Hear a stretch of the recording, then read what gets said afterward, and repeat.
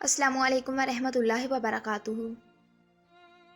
मैं अपने माँ बाप की अकेली बेटी थी और लाडली भी बहुत थी। कोई भी रिश्ता आता तो मैं खुद ही लड़के में कोई ना कोई नुक्स निकाल कर रिजेक्ट कर देती। मेरी माँ मुझे अक्सर समझाती, बेटा तुम्हारे बाप बीमार रहते हैं। मेरे अब्बू हार्ट पेशेंट थे। एक दफ़ा तो उन्हें हार्ट अटैक भी हो चुका था। बस इसी वजह से मेरी अम्मी मेरी शादी के लिए परेशान रहती थी। मगर मैं भी बहुत ज़िद्दी थी। मैं अभी पढ़ना चाहती थी, कुछ बनना चाहती थी, मगर अल्लाह ताला को कुछ और ही मंजूर था। मैं ऐसे ही टाल मटोल करती रहती। मैंने जैसे ही बीएड मुकम्मल किया, फिर तो मेरी अम्मी को और भी फ़िक्र लग गई मेरी। वो चाहती थी कि जल्द से जल्द मेरी शादी हो जाए और फिर एक रिश्ते वाली मेरे लिए जमील का रिश्ता लेकर आई। उन दिनों मेरे अब्बू बीमार भी बहुत थे। लड़का बैंक मैनेजर था। मेरी सास ने भी बीए किया हुआ था। जमील अपने बहन भाइयों में सबसे छोटे थे। उनके वालिद साहब तो बचपन में ही फौत हो गए थे। जमील की बहनों की भी शादी हो चुकी थी और एक बड़ा भाई था, उनकी जॉब दूसरे शहर में थी, इसलिए वो भी अपनी बेगम के साथ दूसरे शहर में रहते थे। पढ़ी लिखी फैमिली थी। उन्होंने भी मुझे पहली नज़र में पसंद कर लिया। मेरे वालिदैन भी उनके घर गए तो उन्हें भी जमील और उनकी फैमिली बहुत अच्छी लगी। मैं अभी शादी नहीं करना चाहती थी, मगर अब्बू की हालत देखकर मैं चुप हो गई। मेरा रिश्ता तय हो गया और 2 माह बाद मेरी शादी थी। मैं अपने माँ बाप की अकेली थी। ना कोई बहन थी और ना कोई मेरा सगा भाई था। हाँ, अलबत्ता मेरी खाला का बेटा जावेद, जो मेरा मुंह बोला भाई बना हुआ था। वो मुझसे उम्र में बहुत छोटा था। मेरी पहली शादी के वक्त जावेद हबीब 15 साल का था। मुझे अच्छी तरह याद है, मेरी शादी के दिनों में वो 1 हफ्ता हमारे घर रहा था। कोई काम करने वाला तो था नहीं। अब्बू भी बीमार रहते थे। मेरी शादी के सारे इंतज़ाम अब्बू के साथ मिलकर उसने किए थे। था तो वो मेरा मुंह बोला भाई, लेकिन वो मुझे सगे भाई से भी ज़्यादा अजीज़ था। मेरी हर बात मानता। मुझे बाजी बाजी कहते उसकी ज़ुबान नहीं थकती थी। और फिर मेरी शादी हो गई। मैं अपने नए घर चली गई। जमील भी बहुत अच्छे थे और सबसे बढ़कर ये कि मेरी सास मुझे मेरी माँ की तरह प्यार करती थी। सब कुछ बहुत अच्छा चल रहा था। बड़ा घर था, गाड़ी थी, सब कुछ था। जमील वैसे तो मेरी हर बात मानते थे, मगर जब भी अपने लिए मोबाइल का कहती कि मुझे मोबाइल दे दें, मुझे आपसे और अम्मी अब्बू से बात करनी होती है, लेकिन वो टाल मटोल कर देते। मैं मोबाइल के लिए ज़िद करती तो वो अपनी तवज्जो हटा जाते और अपना मूड ख़राब कर लेते। शायद वो मुझे मोबाइल नहीं लेकर देना चाहते थे। फिर मैं भी चुप हो गई। दिन ऐसे ही गुजरते गए। मेरे अब्बू अक्सर मेरी खाला के बेटे के साथ आते। सब कुछ ठीक चल रहा था। मेरा मुंह बोला भाई मेरे बुलाने पर हफ्ते में 1 बार ज़रूर आता था, कभी अब्बू के साथ तो कभी अकेला। शादी को अभी 3 माह ही गुजरे थे कि मुझे महसूस होने लगा जमील मुझ पे शक करने लगे हैं। मेरी सास के पास तो फ़ोन था। वो रोज़ाना बैंक से अपनी अम्मी को फ़ोन करते। वैसे तो वो शाम को घर आते थे, मगर जिस दिन मेरी खाला का बेटा मेरा मुंह बोला भाई आता, तो वो जल्दी घर आ जाते। और फिर एक दिन वो हो गया जो नहीं होना चाहिए था। मेरा भाई जावेद आया हुआ था। जमील अचानक कमरे में दाखिल हुआ। वो बहुत गुस्से में था। मुझ पे चिल्लाने लगा, तुम्हारा इसके साथ कोई चक्कर है। मेरे पैरों तले से ज़मीन निकल गई। खुदा गवाह है, वो मेरा छोटा भाई था। बस जमील ने उसे धक्के देकर निकाल दिया। मैं बहुत रोई, जमील की मिन्नतें की। जमील ऐसी कोई बात नहीं है। पाँव पकड़े मगर वो उठकर बाहर चले गए। उस रात मैं बहुत रोई थी। मेरे माँ बाप को पता चला तो उन्होंने भी मेरी सास को हर तरह तसल्ली दी। ऐसी कोई बात नहीं है। फिर मुझ पे एक राज खुला जो जमील और मेरी सास ने हमसे छुपा रखा था। जमील की बड़ी बहन का किसी के साथ मोबाइल पे चक्कर था। उसका वहाँ रिश्ता ना होने की वजह से वो एक दिन अपने बॉयफ्रेंड के साथ भाग गई और आज तक उसका कोई पता नहीं था कि वो कहाँ है। ये बात मेरे ससुराल वालों ने हमसे छुपा रखी थी। जमील अब नफसियाती से होने लगे थे। मुझ पर बहुत नज़र रखते। अचानक से घर आ जाना, मुझे बाज़ार ले जाते तो बिला वजह पीछे मुड़ मुड़ कर देखते, कोई हमारा पीछा तो नहीं कर रहा। मैं बहुत रोती, पता नहीं मेरी खुशियों को किसकी नज़र लग गई थी। मेरी जन्नत की दुनिया दोज़ख बन गई थी। मेरे शोहर मुझ पर शक करने लगे थे। मेरा भाई मेरे घर आना छोड़ गया था। پھر بھی مجھے تانے دیے جاتے کہ وہ تمہارا منہ بولا بھائی نہیں بلکہ یار تھا۔ دل کرتا ہے کہ زمین پھٹ جائے اور میں اس میں سما جاؤں۔ پتہ نہیں مجھے کس بات کی سزا مل رہی تھی۔ دن ایسے ہی گزر رہے تھے، چھوٹی عید آنے والی تھی۔ پھر ایک دن اچانک میری خالہ کا بیٹا جاوید عیدی دینے آیا۔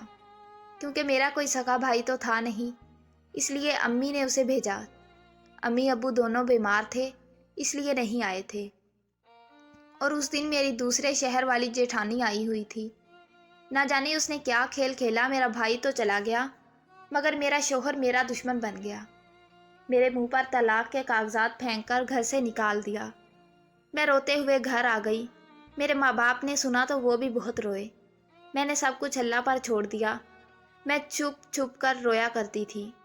1 سال گزرا تو بابا نے کہا اپنا گھر بسا لو بیٹی۔ میں چپ رہی۔ اس بار میرا رشتہ میرے دور کے عزیز جو گاؤں میں رہتے تھے، ہمارے گھر آنا جانا بھی بہت کم تھا، وہاں ہوا۔ سادگی سے نکاح ہوا اور وہ مجھے بیاہ کر لے گئے۔ وہ رات مجھے آج بھی یاد ہے۔ میرا دوسرا شوہر، اس کو نہ جانے کیسے دورے پڑتے تھے۔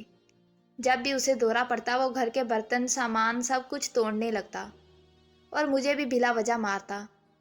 وہ مجھے بالوں سے پکڑتا اور دیوار کے ساتھ ٹکرا دیتا۔ میں چیخ چیخ کر روتی، سب دوڑے چلے آتے۔ میرے سر سے خون بہہ رہا ہوتا اور میرا شوہر زمین پر پڑا ہوتا۔ میرے سسر میرے سامنے ہاتھ جوڑتے، بیٹی معاف کر دو، ہم نے تم کو بتایا نہیں تھا۔ میں چپ ہو جاتی۔ اس سے مجھے ڈر لگنے لگا تھا۔ اصل میں وہ لوگ مجھے اپنے بیٹے کی نوکرانی بنا کر لائے تھے۔ چلو ہمارے پاگل بیٹے کو سنبھالے گی۔ پھر 2 مہینے تک اس کا ٹارچر سہتی رہی۔ میں نے بہت سے ڈاکٹر سے بات کی تھی لیکن وہ لا علاج تھا۔ یہ نہیں تھا کہ وہ جان بوجھ کر مارتا تھا مجھے، لیکن جب اسے دورہ پڑتا تھا اسے کچھ سمجھ نہیں آتا تھا۔ پھر ایک دن گاؤں کے کتوں نے اسے بری طرح کاٹ لیا۔ وہ بہت زخمی ہو گیا، ہسپتال میں داخل تھا۔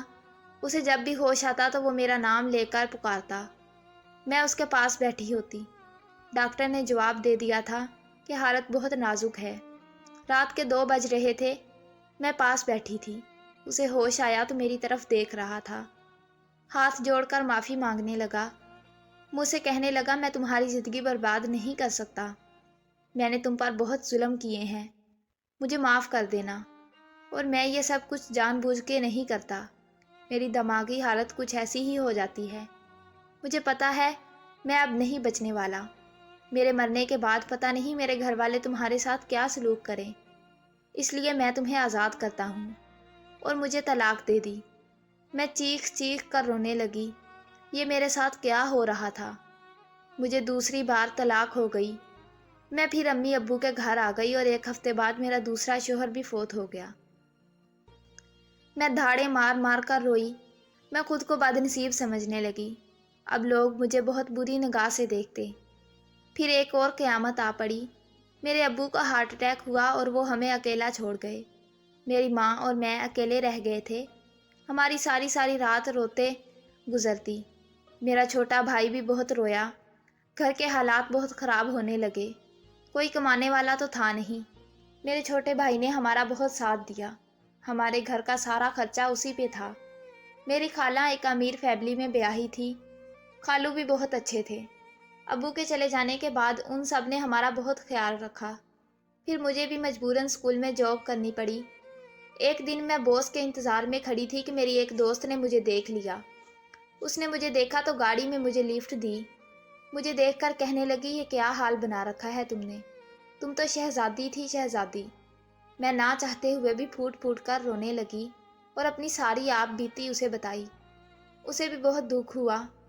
پھر وہ مجھے اچانک کہنے لگی تمہیں یاد ہے میں اپنے ماں باپ کے ساتھ اپنے بھائی کا رشتہ بھی کروانے آئی تھی تمہارے لیے، مگر اس وقت کسی وجہ سے تمہارے گھر والوں نے انکار کر دیا تھا۔ مجھے کچھ یاد نہیں تھا، بس میں روتی جا رہی تھی اور کہتی میں بہت بد نصیب ہوں۔ وہ مجھے بار بار اپنے سینے سے لگا رہی تھی۔ پھر کہنے لگی سب کچھ ٹھیک ہو جائے گا، بس تم اللہ پر بھروسہ رکھو۔ میں اس دن اسکول نہیں گئی تھی اور نہ ہی وہ اپنی جاب پہ گئی تھی۔ آج سارا دن اس کے ساتھ گزارا۔ سب کچھ سننے کے بعد کہنے لگی تمہیں ایک بات بتاؤں؟ میرے جس بھائی کا تمہارے لیے رشتہ آیا تھا، تمہیں دیکھنے کے بعد اس نے ہماری لاکھ کوشش کے بعد بھی شادی نہیں کی۔ بھائی کو تم سے عشق ہو گیا تھا، وہ صرف تم سے شادی کرنا چاہتا تھا۔ اگر تم کہو تو میں بات کروں؟ میں روتے ہوئے کہنے لگی، میں بہت بد نصیب ہوں، میں پھر سے طلاق کا صدمہ برداشت نہیں کر سکتی۔ وہ کہنے لگی، پاگل ایسے نہیں کہتے، میرا بھائی تمہاری یادوں میں کھویا رہتا ہے، پتہ ہے تمہاری تصویر بھی آج تک اس نے اپنے پاس رکھی ہوئی ہے، بس ایک بار تم مان جاؤ۔ بھائی کو سمجھانا میرا کام ہے۔ وہ میرے ساتھ میرے گھر آئی، امی سے بھی بات کی، امی بھی بہت روئی۔ زین اور اس کے گھر والوں کو کوئی اعتراض نہیں تھا، میں 2 دفعہ طلاق شدہ ہوں، اور پھر سب کی رضامندی سے میری شادی زین سے ہو گئی۔ زین سچ میں بہت اچھے شوہر ثابت ہوئے، بہت ہی پیار کرنے والے۔ مجھے اکثر کہتے، میں تم سے بہت پیار کرتا ہوں، تم نہ ملتی تو ساری زندگی تمہاری تصویر ایسے ہی سینے سے لگائے گزار دیتا۔ میں بھی چپ رہی۔